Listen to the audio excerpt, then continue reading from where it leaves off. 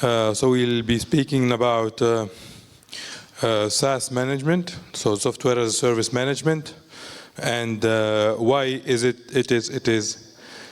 matters.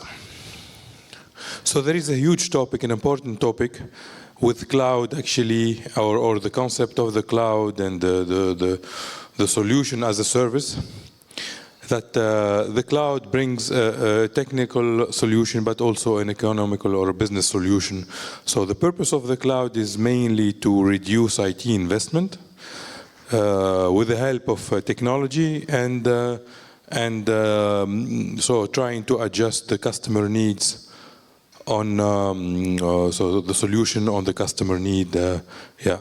So the thing is sometimes these kind of things. Let's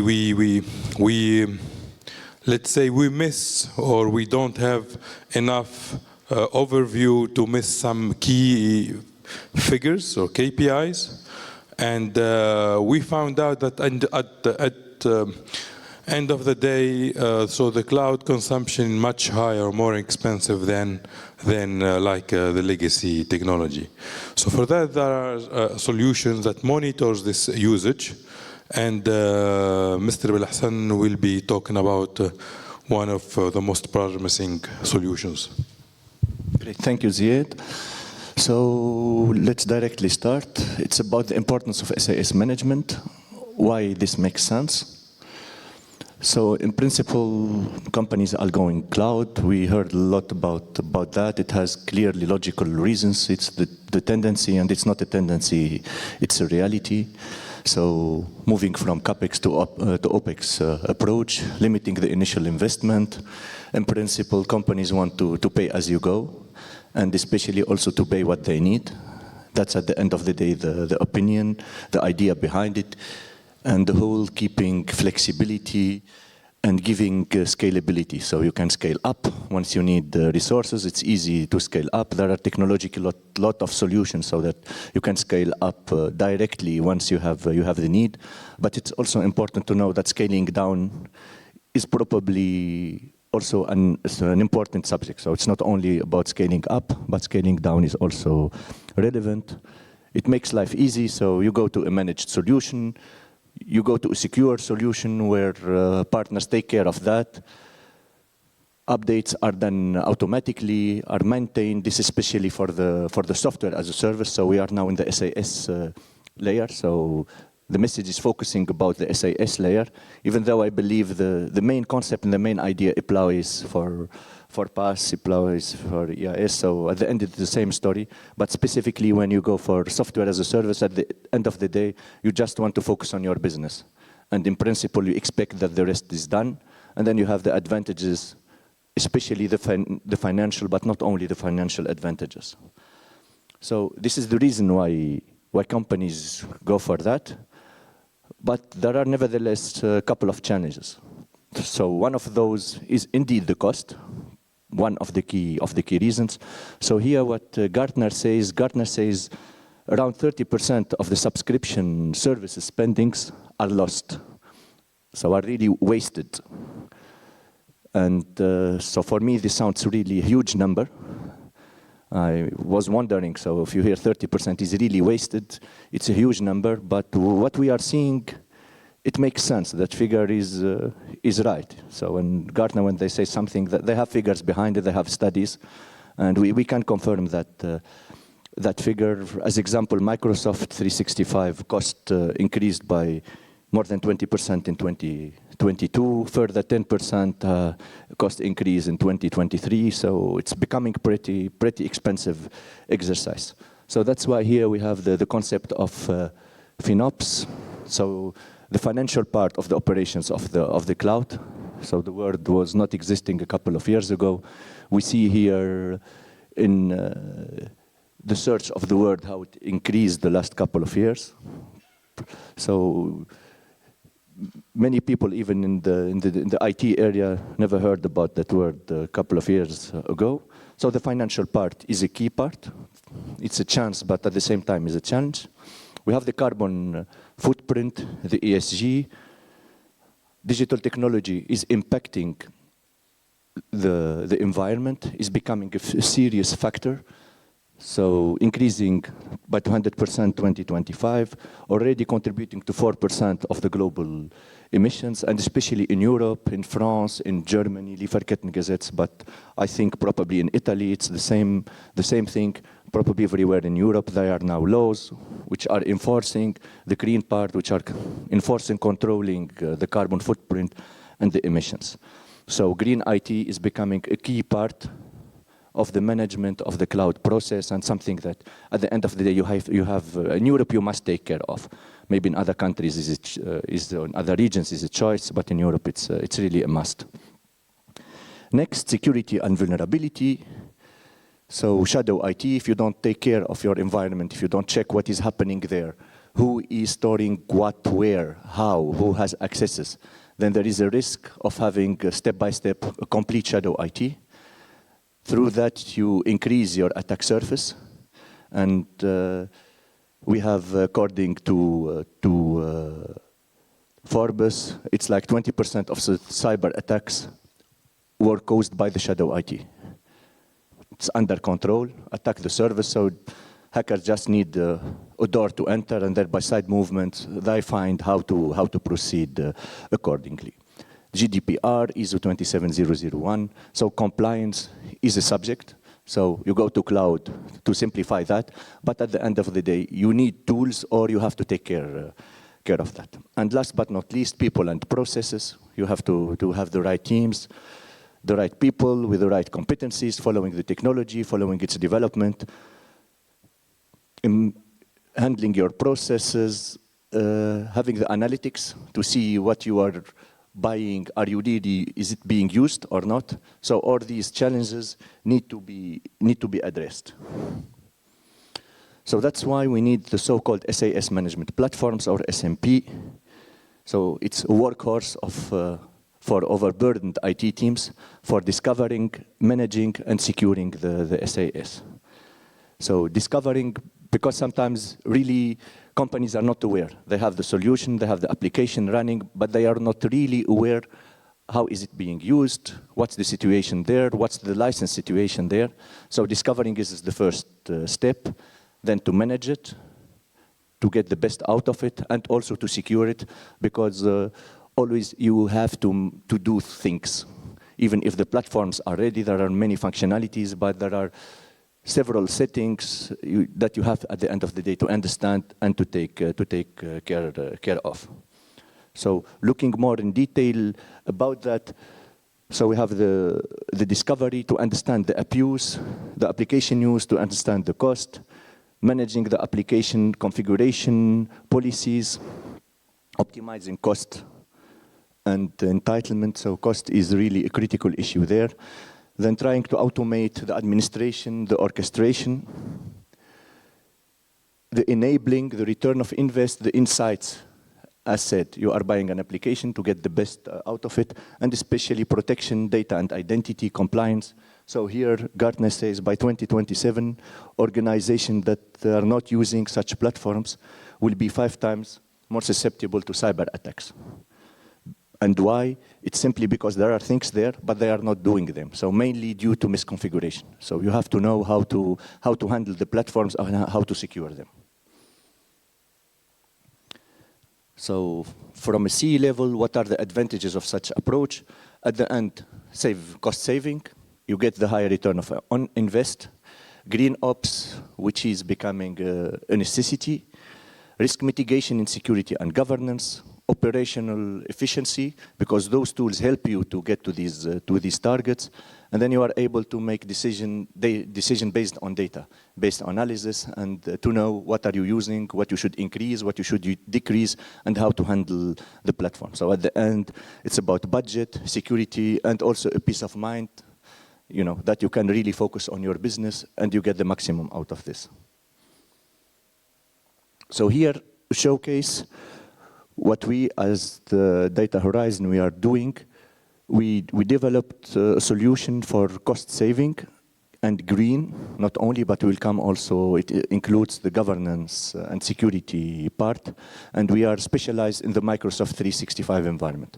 So this is to showcase special SaaS, which is the Microsoft 365, which is at the end of the day, probably one of the most used SaaS services worldwide and relevant. So maybe if you find you are talking to a customer, you want to migrate to a local cloud, which I fully understand the huge advantages of, but maybe if the potential customer is not willing to change, at least maybe he can have something positive in a win-win logic and get the maximum and improve the cost structure.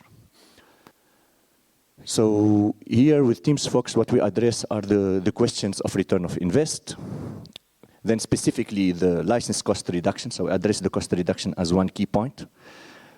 Reducing the carbon footprint, optimizing the carbon footprint, how I use the environment with the right governance, with the right security, with the right configurations, the right settings. And also the point of user engagement to understand the usage of the company. I can check with that, for example, if my strategy in the company is to use OneDrive, are the colleagues using OneDrive, or is everyone storing the data on his private PC or somewhere else? Which is normally without such tools, such approach, pretty difficult, but also risky then if you don't follow these subjects. So based on that, the capabilities are around license optimization, green IT, security and governance, user engagement, and also fast reporting. So I can name our lead customer we worked with, it's Clarence in France, in Paris, and they are present in over 30 countries. And with them, we were really able to have a cost reduction around 30%, carbon footprint around 40%, reporting cost and time reduction. This is for them. Was a specific point important for them. User engagement improved by 10%. They were really at a relatively good level, and improving the security and the control of the environment. So that's rather priceless. So just to get an overview about the usability of the application, some screenshots, the potentials, and there maybe we switch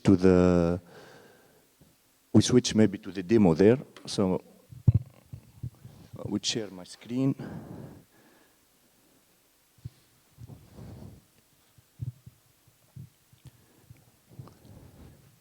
So we are in a Zoom call in parallel.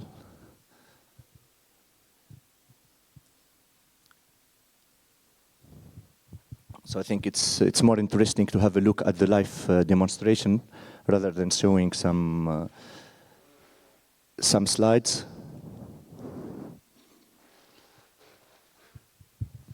Okay, so I'm not seeing my screen yet in Zoom. So I have the application on my laptop because I'm connected to the live server and connected to the colleagues via Zoom. So please share my screen.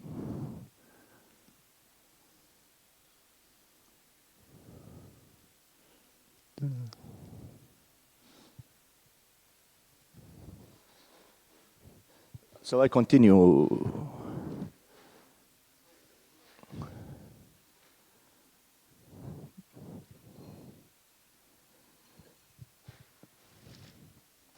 So in principle, the idea behind is to show the KPIs, to show the important information we have. Okay, here we go. Okay, we are now on the live server.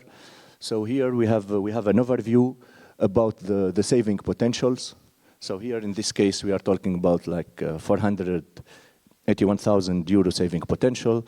We have a saving potential in the carbon footprint of 147 tons. The user engagement score is 62%. And we have in this environment 4,400 alerts. So we can see the license distribution geographically worldwide. We can see the green IT situation, where are we now, corresponding to 28,000 trees, and where we could go, so reducing to 19,000 trees. So for the user engagement, how many colleagues or license users are using the different service, the 365, the Exchange, the Teams. We see here Teams is already used a little bit less. OneDrive, then SharePoint.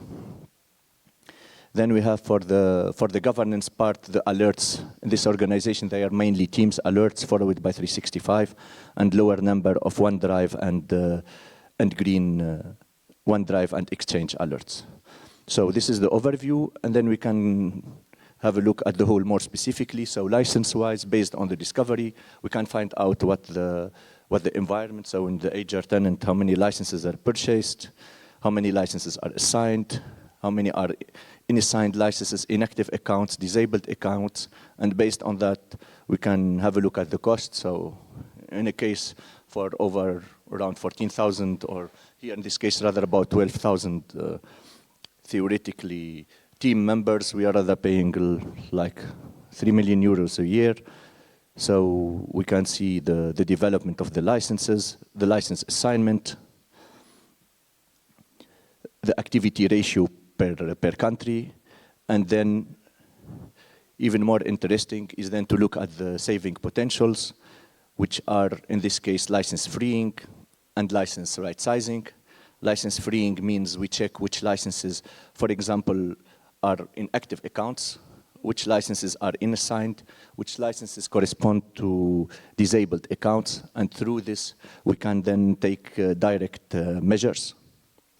The further approach is the license right sizing, so we analyze the user behaviors and check if they are buying a certain license at a high level, for example E3, we check their usage, and then based on that we recommend if it's too high, then they can go down to another license. And all of this we get then in alerts and actions where we can export the accounts and check the content, and based on that we can free the license and act accordingly. So for the green IT, similar approach, a dashboard to see from where the carbon footprint is created. In this case, mainly Exchange, followed by storage, followed by Teams, corresponds to 3.2 million traveled kilometers. And then we have the figures to follow it geographically, to follow an Exchange carbon footprint, historic, so monthly development of the situation, based on the countries, for Teams, and so far and so on. And the same logic applies for recommendations, for alerts. For engagement, we have analysis of the users in the different areas, Teams, governance. So we check application by application. We trigger the whole data from the server, and based on that, we can see how good the applications are used here in Teams, channels, historic development, calls, videos, used Teams, unused Teams, and so forth and so on. For the governance, for example, I think this is pretty interesting, and people who use such solution know about that. I open a Teams, invite external people, give them access to my data at the end of the day, or the company data, but then I forget to delete that, and this becomes a big issue, a big security issue. So here we can have the lists of the teams with guests, teams without owners, teams with disabled owners, people left the company. Then all this, it's extremely difficult to trigger manually. Okay, and maybe just to show the case of specific case of the security. Here we enable also to see the security score of the environment, including the score by category, including the actions, score evolution, and we can give the alerts and actions how to improve the score. So application level, on the different levels we can select also by search key, and then we help the administrators to improve the environment and to get the maximum out of that.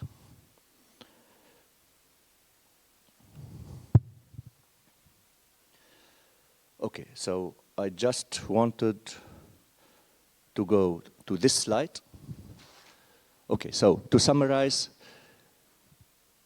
it's important in the cloud, when going cloud, to get the maximum out of that, and it's really difficult, not to say it costs extreme a lot of money and pretty difficult to do it manually. That's where the need for SaaS management tools in the software layer, it's specifically important. I personally believe in the other layers too, And this is an example how to get the maximum out of cost, green IT, and enhance the governance and security. If you have further questions, we're welcome. Thank you. How many employees do you have in Virtuoso and Amex? 300? 400? 400 people. Okay. So actually, with this kind of tool, you can have an overview about how much each user is using from the resources you are paying for, and so I know this company like 2 or 3 years ago, and with Clarence, the Clarence use case is actually they were able to save like 30% of their cost, and it's about thousands of euros. And like the licensing is also very attractive. So you have to pay for one user, like the cost yearly license. It's less, rather 5% of the license, and you can save 30%. So. Yeah. So yeah, pay. The business is pretty. Yeah, 5% of the Microsoft 365 license to save 30%. So the maths are quite easy here to take this. And also deployment of the solution is also straightforward. It's very light, and you can deploy it really. And you may, yeah. So yeah, I'm actually a fan of a solution that can brings you, return like directly. Yeah. So. I think we have a question.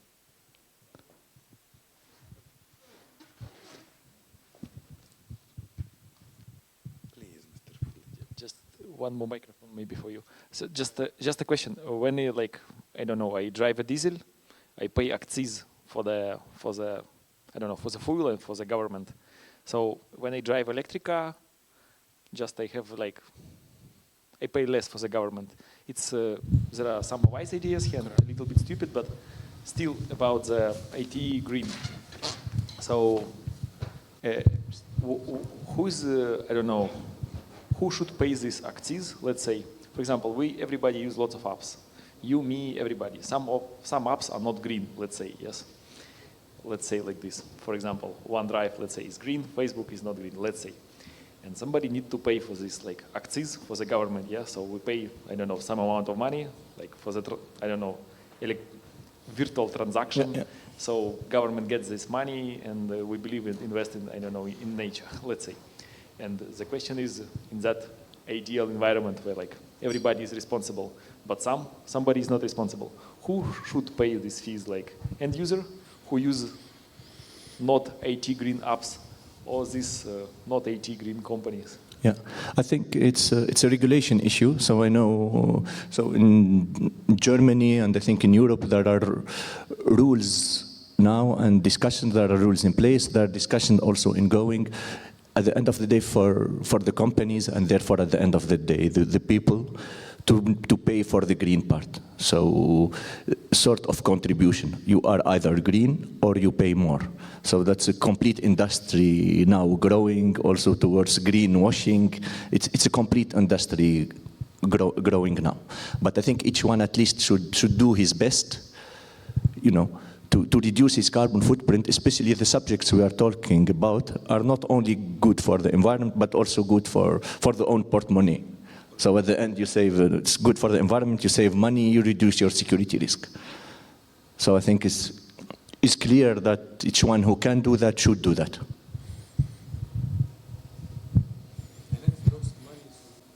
Actually, I don't have questions. I just want to see Ziet working in there.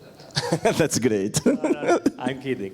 I mean, you do so a kind of assessment, right, on the licenses. But do you know if Microsoft, in this case, is allows to have different plans of Office 365 within the same corporation? So I'm thinking to the use case where you find that a portion of the users are not using some SKU of Office 365, right, of Microsoft in general. So the company could pay for a cheaper plan Okay, but is this, the first question is this doable with Microsoft, that you can buy different plans for the company? Yeah, so at first, for the company, you can pay whatever you want. So you can make at first the mix of the licenses as you wish. So that at first, no problem. And then concerning changes the licenses, so giving licenses back, reducing from E3 to E1, that the standard way is that you cannot do it each day.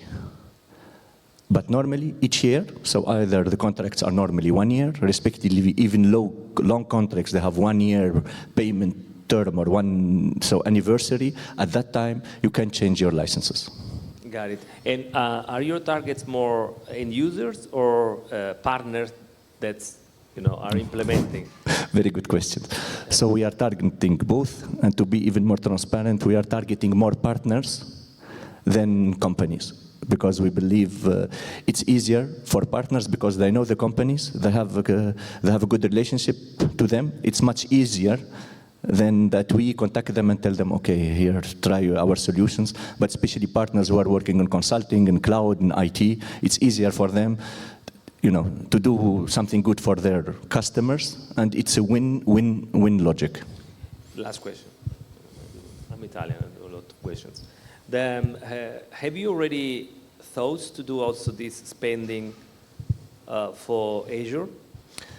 Yeah, we are having the discussions, to be sincere, but nevertheless, we think as of now, we would rather focus on the 365. We have a lot of ideas in mind, especially in the security and in the green area, because there is a huge potential there. So we think we would rather the next months focus on security green in combination with AI at first. But we are having the discussions. Yeah, because if there was a tool to do this cost optimization as you're doing in Office 365, but for multi-cloud, then it would be like brilliant. I mean, that can tell you that you're overspending on infrastructure and that you could use another one. Yeah.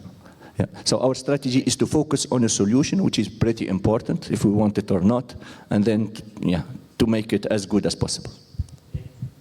Yeah, so as a comment, so you know that the right sizing for the workloads is a topic that is not really mastered. So when you deploy a workload on a server, it's really important that you give it the right sizing. And the sizing of the servers, it's not easy to so if you have, for example, you have 4 GB of RAM and your application is using only like 500 or 1 GB of RAM. So you are paying 3 GB of RAM for no utility. And what could be great really is to expand the solution to see if when you use, for example, Microsoft Azure as an infrastructure, is to have a similar tool that can measure the workload consumption versus the size of the virtual machine, the container, or the environment. And this is very important actually because that brings the commercial, the cost optimization that the cloud allows. So in my experience, even if it's not good for our revenues, but really, so all of our clients, they are using oversized virtual machines. Also, when we give them the pay-per-use and to adjust the scalability up or down for their workloads, all the users tend to have virtual machines or hosting solution that exceeds the needs. And in order to make a cloud really profitable, so you need to adjust the size of the machines or the containers or whatever it is on the workloads. So just to comment, I think indeed on the short term probably it's not good for the revenue of Microsoft or of whatever company, but I think on the long run it's worth it because the customer feels he's treated seriously, sincerely, and he will appreciate that, and at the end of the day the money will be saved there, will be spent somewhere else. We know, for example, AWS is partially pushing this subject with certain customers. Actually, in the cloud you are on a subscription-based model, and Philip yesterday spoke about the life cycle, the product life cycle, and the cost of acquisition. And it's about how long the customer will stay. Because when the customer discover at one day that he's buying more than he's using, where you commercially you presented a solution that is like an adjustable, and you will be paying only what you are using, you are tackling a big issue, which is trust. Exactly. And the clouds comes actually with the trust, and yeah, so it's maybe for the long term relationship. You know, there is nothing better than a customer using and paying and without saying anything. And satisfied. Satisfied, yeah. That means yeah. So I think it's a very important, and it completes a certain part of the cloud's value proposition, because otherwise there is no adjusted or the feature of the pay-per-use or is not fulfilled. Yeah. Absolutely. So I had a discussion with the founder of the company actually, and if we can extend this stack to IaaS and PaaS platforms, as Antonio said, and yeah, if we can automate workload versus VM size, it will be a very good thing. Yeah. So thank you, Belahasen. Thank you very much.